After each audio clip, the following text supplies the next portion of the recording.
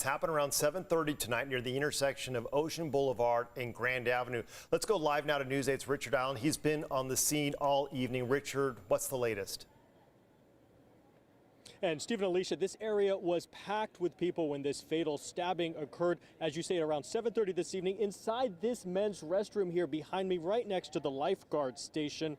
And again, it took place off of Grand Avenue, at the foot of Grand Avenue, right here at Ocean Avenue, right next to the PB Shore Club. I think we have some video we can show you of this. Now, the suspect, according to witnesses, was described as a Hispanic man in his 30s who, according to those witnesses, stabbed a 39-year-old white man in the upper torso. Again, this all taking place inside the men's restroom right next to the lifeguard station here.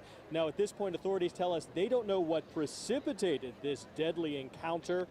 But because this took place next to a lifeguard station and also right next to fire station number 21, first responders were on the scene within moments, rendering first aid on that victim. That victim was then transported to a local hospital where unfortunately he did die. He did succumb to his injuries, again being stabbed in the upper torso.